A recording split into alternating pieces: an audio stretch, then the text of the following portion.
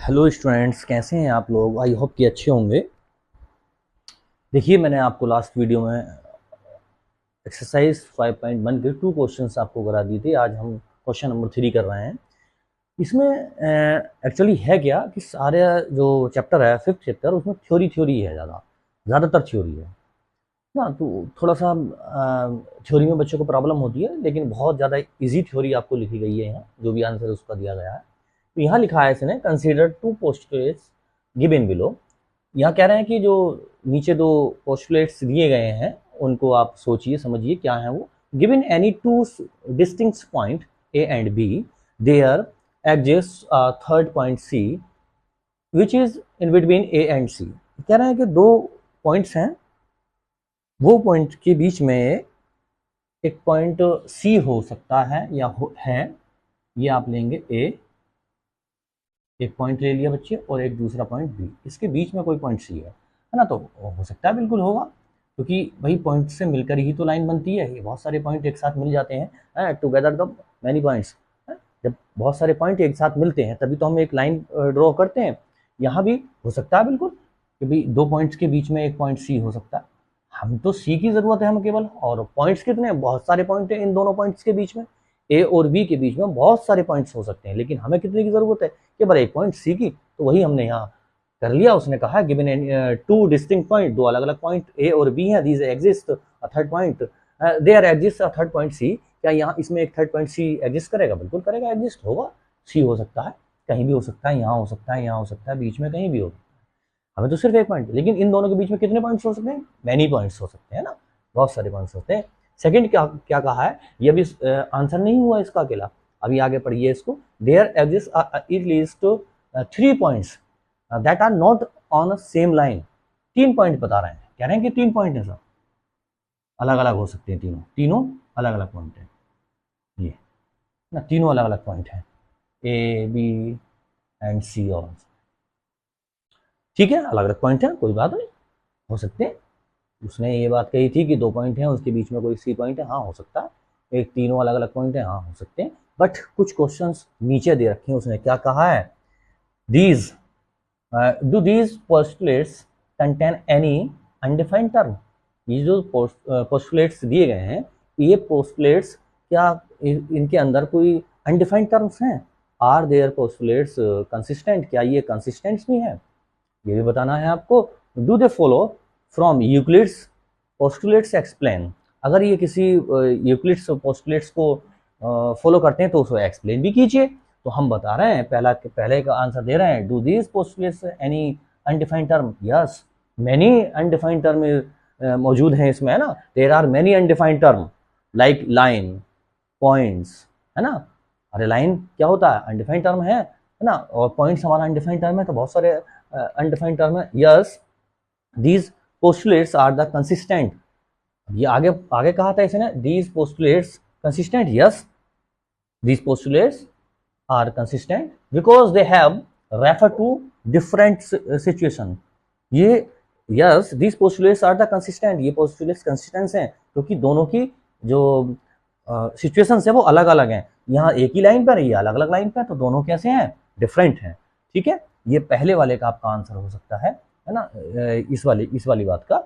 दूसरा, do they follow from Euclid's postulate explain. क्या ये किसी यूक्लिड्स पोस्टुलेट्स को जो है फॉलो करते हैं? तो नो, किसी यूक्लिड्स पोस्टुलेट्स को फॉलो नहीं करते।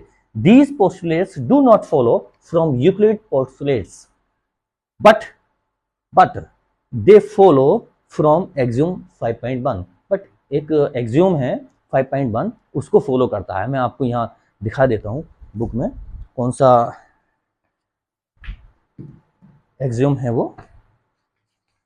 ये 5.1 ये पोस्टुलेट्स है, सॉरी एक्सियोम है, उसको ये फॉलो करता है। तो ये बहुत छोटा सा इसका आंसर था। आई होप कि आपको ये चीज़ समझ आई होगी, है ना। बट थ्योरिकल है और कुछ नहीं है ना। चलिए नेक्स्ट क्वेश्चन करते हैं, 4th। चलिए क्वेश्चन नंबर 4th देखते हैं। 4th क्या है question? 4th question is if a point C lies between 2 points A and B such that AC is equals to BC, then prove that A C is equals to half A B, explain by drawing by the figure. कह रहे हैं कि दो point, एक point A पर सी जो है दो पॉइंट के बीच में है, लाई करता है, बीच में लाई करता है, यानी सी पॉइंट ए और बी के बीच में लाई करता है। तो ये प्रूफ कीजिए है कि हमने ए सी इक्वल टू बी सी दिया है, तो ये प्रूफ कीजिए। क्या प्रूफ कीजिए भाई? इसको प्रूफ कीजिए, है ना। जिसे A C equal to half A B proof करना है। तो करिए, कैसे करते हैं चलिए बताते हैं। और इसकी क्या बता रहे हैं, ये ड्राइंग भी, फिगर ड्राइंग बनानी है आपको, कैसे बनेगी।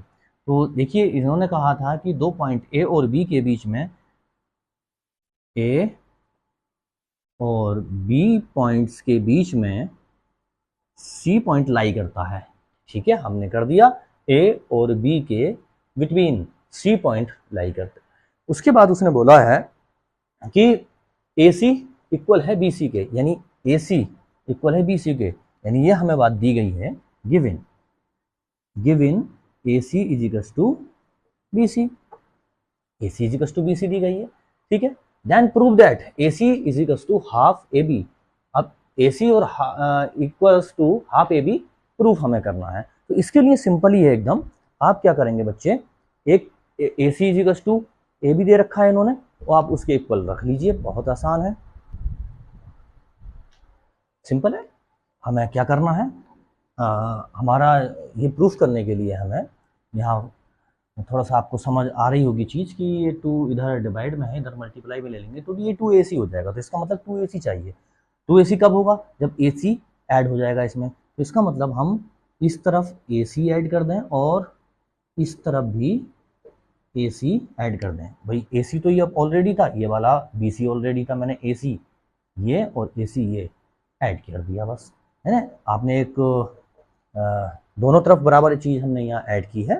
ठीक है, 1ac 1ac, ये हो गया बच्चे 2ac equals to 2ac equals to, अब ac और plus bc, ac plus bc ये दोनों मिला करके यहाँ से यहाँ तक क्या हो गया बच्चे, ab तो है ये, तो हम इसको क्या लिख देंगे, ab लिख देंगे।